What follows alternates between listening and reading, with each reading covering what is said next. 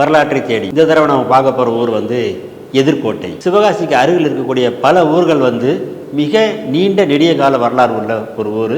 அதில் எதிர்கோட்டையும் ஒரு முக்கியமான ஒரு ஊர். இந்த ஊருக்கு ராஜராஜ சோழன் காலத்தில் வழங்கப்பட்ட பேர் வந்து கூத்தன்குடி அப்படிங்கிறது. இந்த கூத்தன்குடிங்கிறது நம்ம எங்கிருந்து தெரிஞ்சுக்கிறோம் அப்படின்னா, வெம்பக்குடி நாடு, அதை பக்கத்தில் இருக்கக்கூடிய வெம்பக்கோட்டில் கிடைச்ச ஒரு கல்வெட்டில் இந்த ஊருடைய பேர் கூத்தன்குடி அப்படின்னு சொல்லியிருக்கிறாங்க. மதுரை ஆண்ட முற்கால வீரபாண்டிய மன்னர் காலத்தில் இருந்த பேர் தான் கூத்தன்குடி அப்படின்ட்டு. இந்த ஊருக்கு இன்னொரு பெயர் இருக்கு, உதய மார்த்தாண்டபுரம் அப்படிங்கிறது இந்த ஊருடைய பேர் தான்.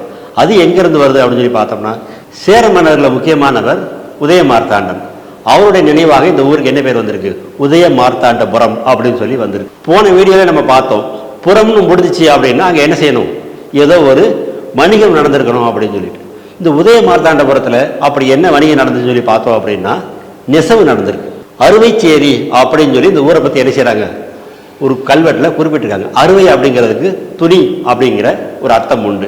அப்போ இந்த ஊரில் நெசவு தொழில் சார்ந்த வணிகர்கள் இருந்ததாக என்ன செய்யுது, நம்ம வரலாற்று தெரிஞ்சுக்க முடியுது. அந்த வணிக குழுக்கு ஒரு பேர் இருந்திருக்கு, திசையாயிரத்து எஞ்ஞாற்றுவர் அப்படிங்கிறத அந்த வணிக குழுவினுடைய பேரு. அந்த வணிக குழுவோட பேரால தான் அங்க இருக்கக்கூடிய பெருமாள் கோயிலுக்கு இறையிலை நிலங்கள் தானமாக கொடுக்கப்பட்டிருக்கு. இது போக எதிர்கோட்டைக்கு பக்கத்தில் இருக்கக்கூடிய சுனைக்குடி அப்படின்னு ஒரு சின்ன மலையில் இருக்கக்கூடிய சிவன் கோயிலுக்கு நிபந்தம் கொடுத்ததாக கல்வெட்டுகளில் குறிக்கப்பட்டிருக்கு. அப்ப சிவகாசிக்கு பக்கத்தில் இருக்க எதிர்கோட்டையினுடைய வரலாறு சேர மன்னர் ஆட்சியிலும் பாண்டியர்களுடைய ஆட்சி காலத்திலும் சோழருடைய ஆட்சி காலத்திலும் செழுமையாக இருந்திருக்கு அப்படிங்கிறத நம்ம தெரிஞ்சுக்க முடியுது. அடுத்து இன்னொரு ஊர், இன்னும் சில தகவல்கள் சந்திப்போம்.